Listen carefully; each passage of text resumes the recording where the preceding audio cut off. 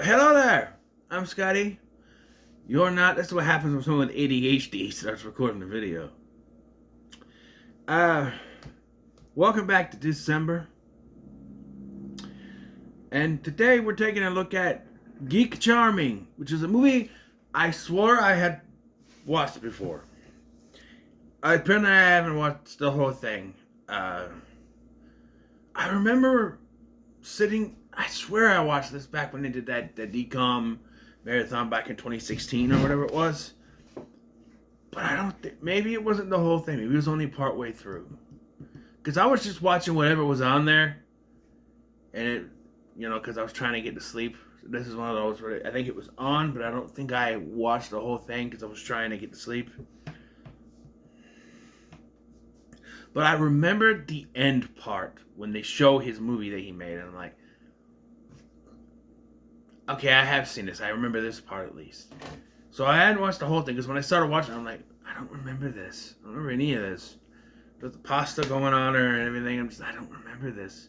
Watching most of this, I don't. And then we get to that part, like I said, and I'm like, oh, this part I remember. This part I remember, right? Okay, yeah. So, Geek Charming is a Disney Channel romantic comedy movie. Is what it is. It's basically what it is. And what it is there's this geek, don't call him a nerd, named Josh. Not going to touch that one. Played by Matt Prokop, with him in a second, who decides he's going to do a student film on a popular girl named Dylan Schoenfield. What a name. I kept saying Schoenberg earlier. It's Schoenfield.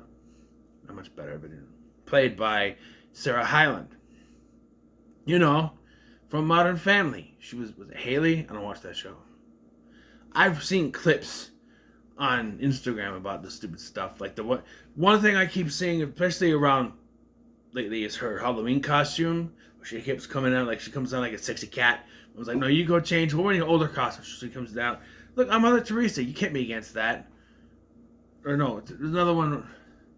I don't know, but like.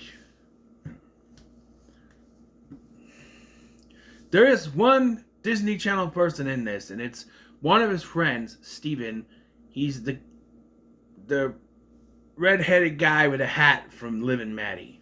I'm like, I know him from something. And I'm like, oh yeah. Once I looked it up, Liv and Maddie. Right. He was the guy who was wearing a hat. He was Joey's friend. So, is Joey, or is that the actor's name? I don't know. But then you also have... what's her name? What's her name? From My Baby Sitter's a Vampire. She was Sarah, the titular vampire babysitter. I forget her name. She's in this as one of Dylan's best friends. And then there is his mom, played by, what was it, Lily Birdnell? She was in the very first episode of Angel as one of the victims from the vampire guy. I think she, right?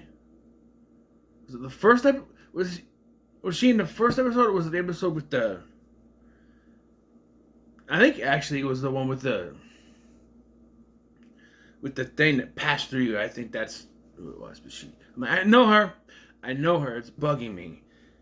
Now let's get back to Matt Prokop. You might be saying, Holmes. Well, he was supposed to be bigger than he was. A lot of that is his doing. I won't go all the way into that, but he kind of ruined his own career. But if you looked at him, you go, hey, wait a minute. I do know that guy. Because he was Jimmy the Rocket in High School Musical 3. And he was supposed to carry the next 3 films that they never made. Because it recently came out, Bart Johnson has a podcast now called Get Your Head in the Game, where he talks to, because it's almost 20 years of High School Musical next year, January, coming up in about a short couple weeks from when you're watching this. But for me, recording in the middle of November, a month and a half before, yeah. And it also hits me because 2006, the year I graduated high school.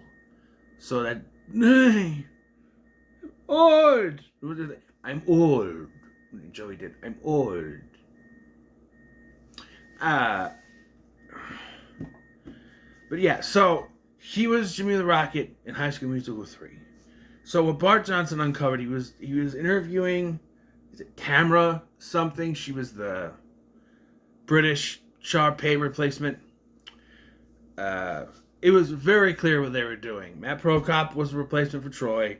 His friend, who's African American, was a replacement for Chad, and she was the Sharpay replacement. That's what that was going to be. But apparently in an interview, they were all supposed to continue, and what Bart said is they plan to do the 4th one and the 5th one as Disney Channel movies, and then the 6th one in theaters.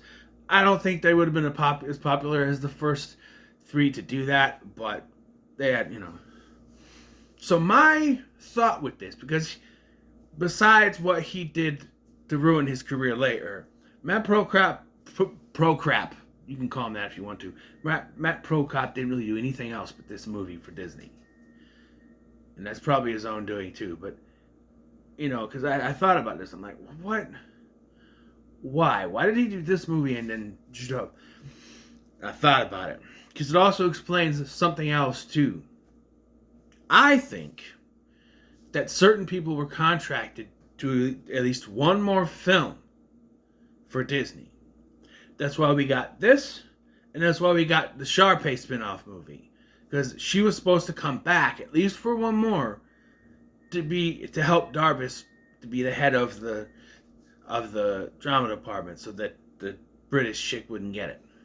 So I think because they decided they weren't gonna do the 4th one, they're like, but he still got it in his contract for one more film, so they gave him this one, and she did the Sharpay spinoff. So I think that's why this movie exists. Could be wrong.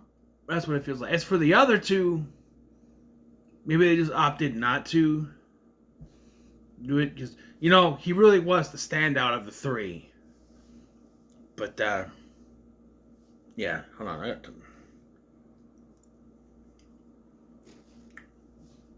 So, like I said, the basic story of this is that Josh, that's Prokop's character, he's a film student, he's a film geek.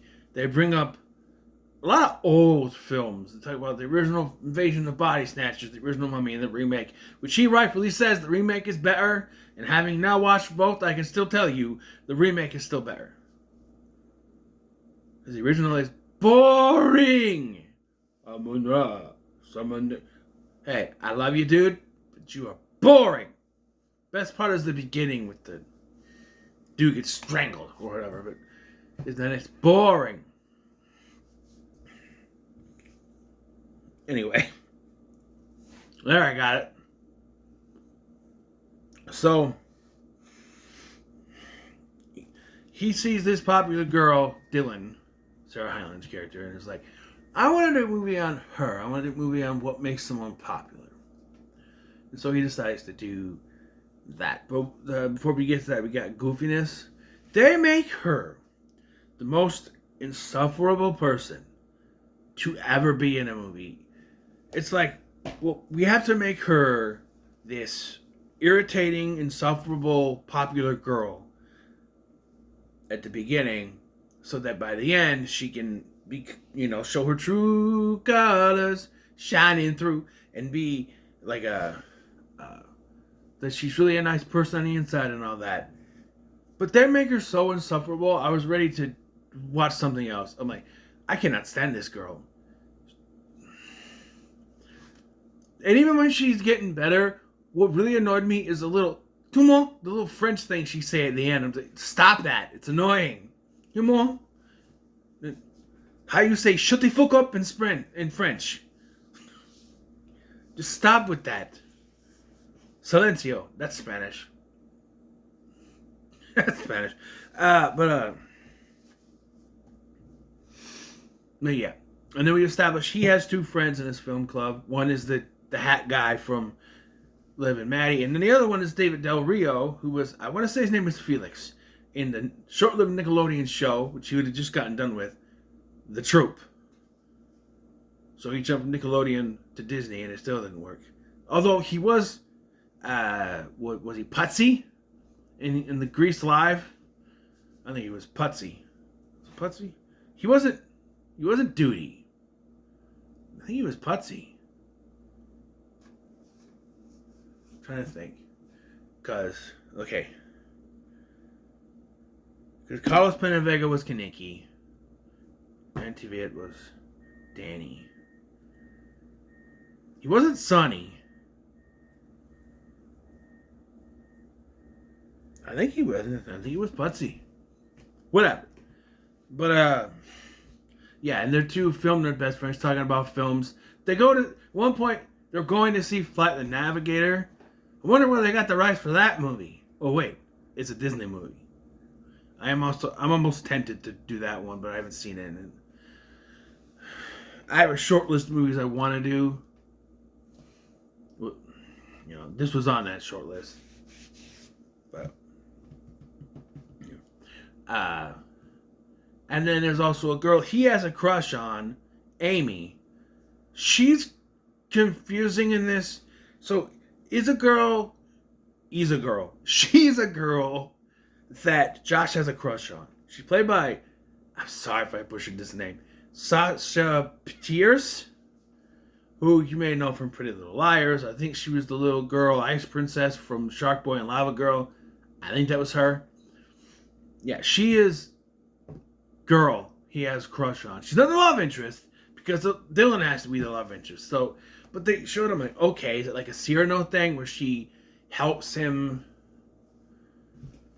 like get the girl? Because I didn't know about the film thing, so I'm like, it's like she's helping him get the girl, but then she falls in love with him, sort of situation, which is kind of opposite of Cyrano, where he's helping the prince, but he falls in love with Roxanne. It's like no Cyrano. I know Cyrano the Bergerac. I'm not talking about that movie with Steve Martin and the long nose. Cyrano had that big nose, though. I've read the story. I know the story. I've watched Wishbone. Yes, that is where I know it from. That's also how I know about the Odyssey, which I can't wait for Nolan's movie, because I'm a fan of that story too. Probably going to be a long-ass movie, though. My butt's going to be sore afterwards. I don't know. I'll sit through it. Anyway. Where was I? I looked down and I forgot. Oh, right. So, he decides to make this movie about her. And he starts hanging out with her to get... She's dating this douchebag named Asher. Anyone named Asher in a movie is just like, oh, they're going to be a douche. And he's worse than... He's just douchebag boyfriend. He reminds me of the guy from 17 again. That Zac Efron connection. But he's just a big douche and wants everything his way. Yeah, he's like having her wait on him hand and foot. He's like... At one point, he's like, hey, you missed my volleyball game. Who's going to give me a water? I'm like, dude, get it yourself. What's your problem? Right? She wants to be the Blossom Queen. Or, is that what it's called? The Spring Formal. Which is, no, why can't it just be Prom Queen? Why invent this thing? I don't know. I know it's based on a book, so... And we find out later that she wants to be Blossom Queen because her mother was Blossom Queen. Her mother has passed away. Because it's a Disney movie and moms die in Disney movies. Just saying. But anyway, so you know how this works. As they start to film, they get closer and he sees a side of her no one else sees. They make this everything... But the kitchen sink sundae that honestly looked really good. But if I ate that, I would die of diabetes. I'm like, that's diabetes in a bowl right there. I would die. I don't have diabetes, but I would die of a sugar coma. To put everything. There's like, I thought it was jelly beans, but I think it's big old round it might be malt balls? Different colored malt balls? I don't know. I thought jelly beans. You don't put jelly beans in ice cream because they get cold. They get hard to rock. You ever eat a cold jelly bean? You ever like been out I know jelly beans are usually in the spring, but like you ever get like a jelly bean in the winter?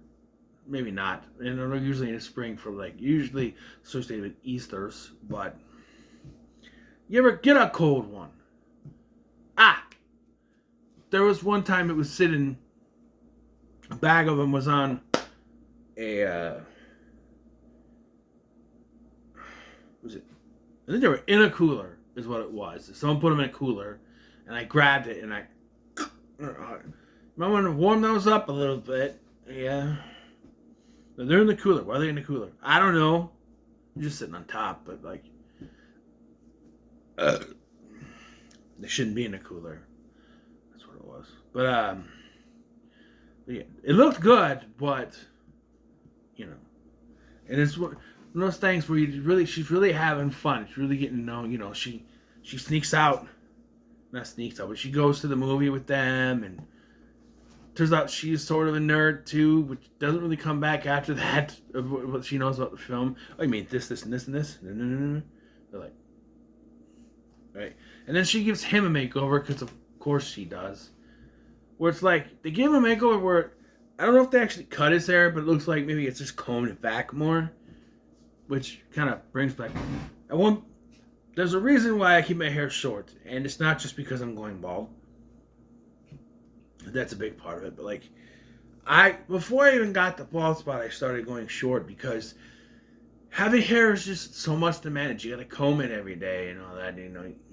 Even though I gotta work under a hat, but like, if I get too much hair, it starts to itch. So when I put a hat on, so I have to have it really short for that, and just like, you know, having a comb it. Because you guys remember when I grew my hair out that one year for the winter, and I just had to keep combing it and everything. It was terrible. There were some times that didn't look like I combed it because I didn't. You guys remember that, right? Never gonna happen again. There's no way. Because I had the bald spot now, and there's no way I can pull that off. I'm gonna look like freaking. There's no way.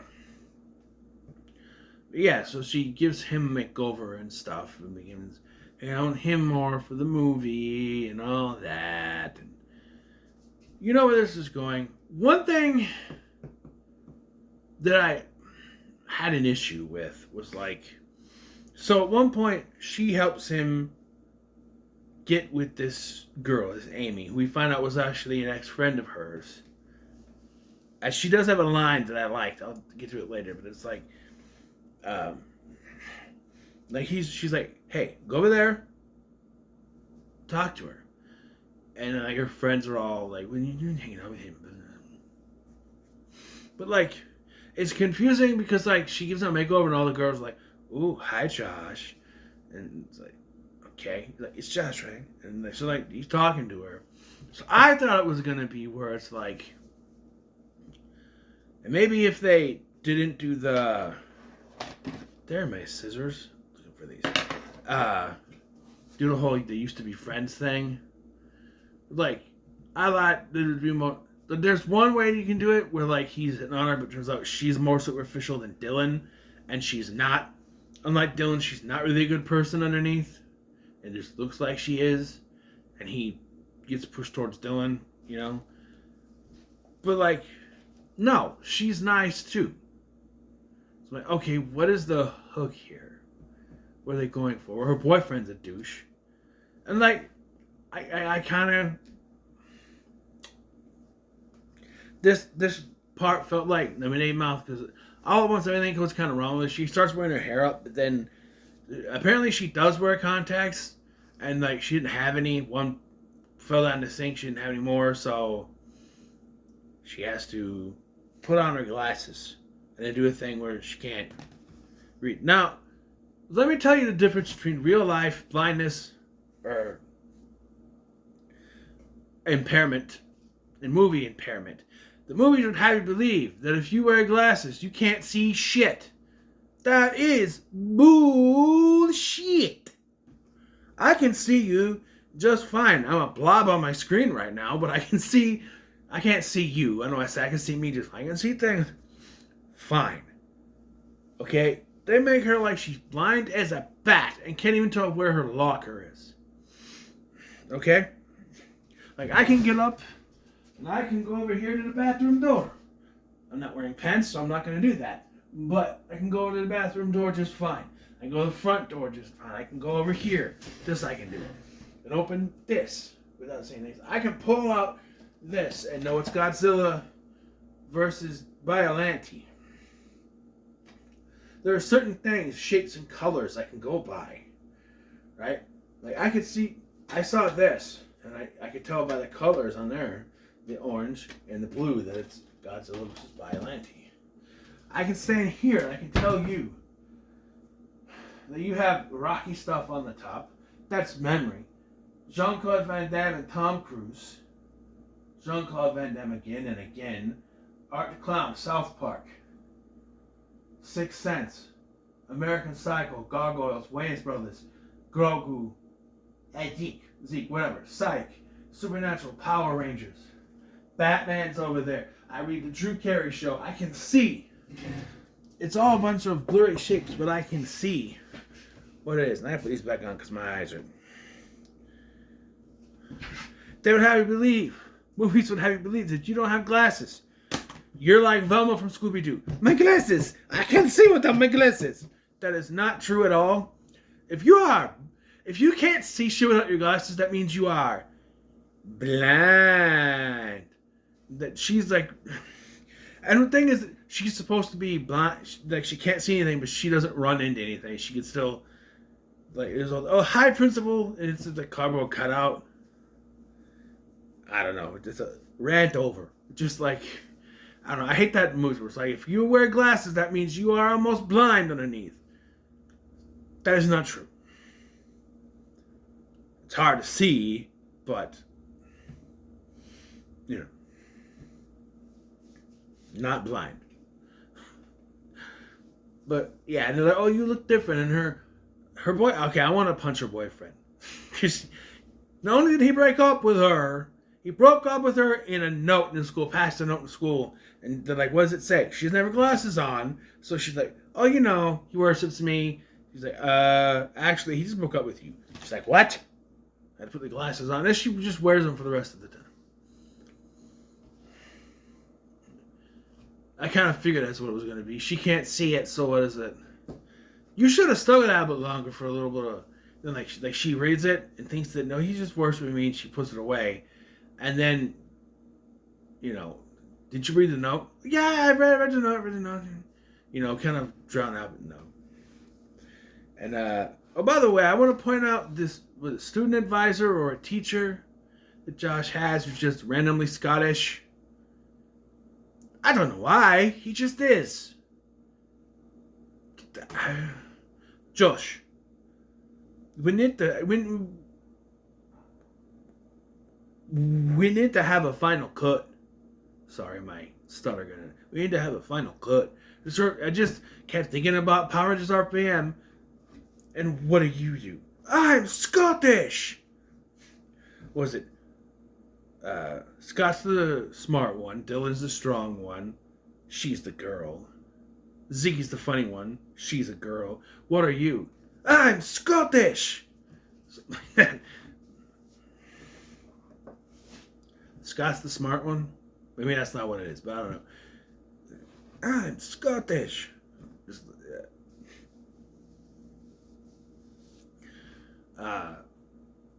Yeah, I don't know why he's Scottish. Just is. Maybe the actor was Scottish and he couldn't do an American accent. I don't know. Sometimes they can't, and sometimes they don't tell them they can't. And you get Bridget from Eddie's $1 Million Cook-Off, which I don't know what accent she's trying to do, but she's not staying in it. Like, at all.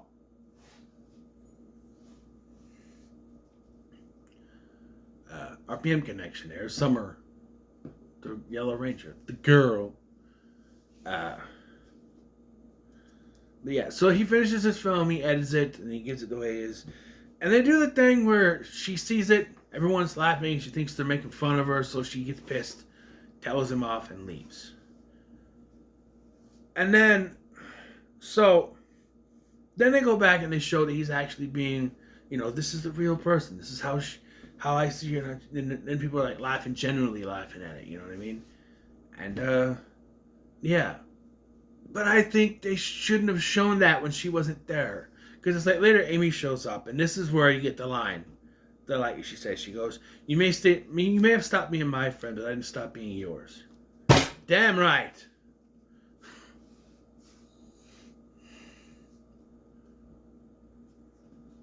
Sorry. They got me.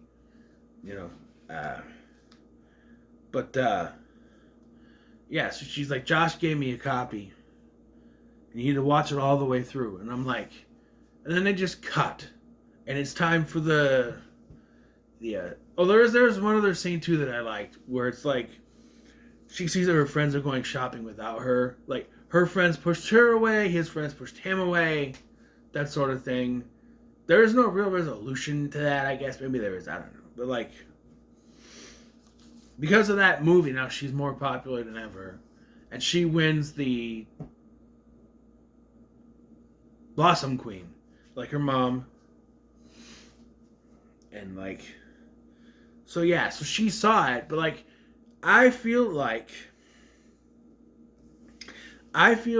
that they should have done here is that we didn't see the rest of the film with them, but we didn't see it until she watches it, because we don't get her reaction. We just tell her to watch it and it cuts away. I feel like we needed her reaction in this scene to what she sees, like a cry or whatever. And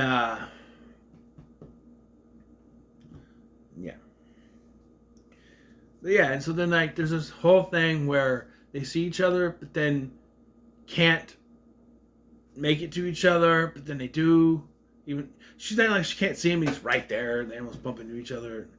They get together and they have a smoochy kiss. And I should also point out that throughout the film they're both breaking the fourth wall, they're talking to the camera. It's not like I thought, is this his film? No, it just randomly will cut to they're staring at the camera talking. It's not like they turn and talk. It's just fourth wall breaks every once in a while. Like Ali Mashaka in Now You See It, where she just randomly cuts to her talking. But it would have you believe that this whole thing was a video she was recording. But this is, I don't know, they're just talking, I guess. And then they're like, she's like, sequel? And he's like, oh, come on, sequels suck. For me, he says, I don't know. There was no sequel. There's a reason for that.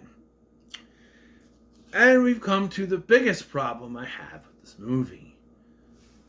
While the actors obviously have chemistry because they did date, knowing what happened afterwards makes it hard to be invested in this relationship. Which means I have to tell you, if you don't know. They did date for 4 years after this movie, and he was an abusive asshole who got a permanent restraining order put on him. Yeah. You see why he didn't have a career anymore? Their relationship ended in 2014. His acting career ended in 2014. Nobody wanted to hire the son of a bitch.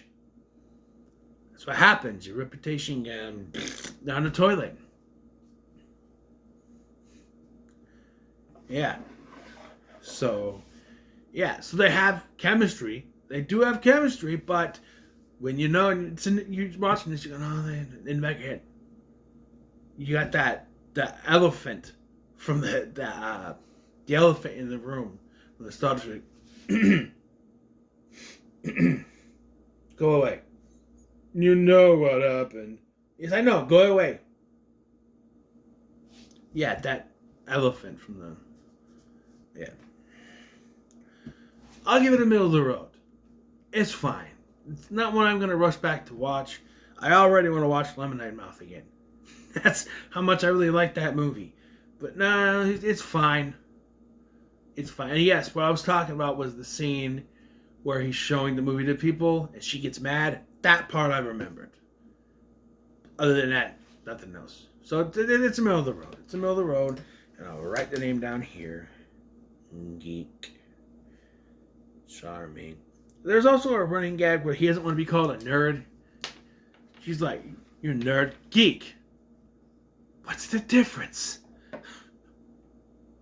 Right? And he's the most dude bro looking nerd geek I've ever seen. Because if you wear glasses, that means you're a geek. And Saved by the Bell would have the nerds and the geeks. You know? He's more like a skater dude where he wears the hat and his clothes and everything. He's not geek. He's skater dude. You know? I don't know. So what are your thoughts on Geek Charming? Leave no comments below. Make sure to like, share, and subscribe. Thanks for watching. I'm Scotty, and I'll see you in the next one.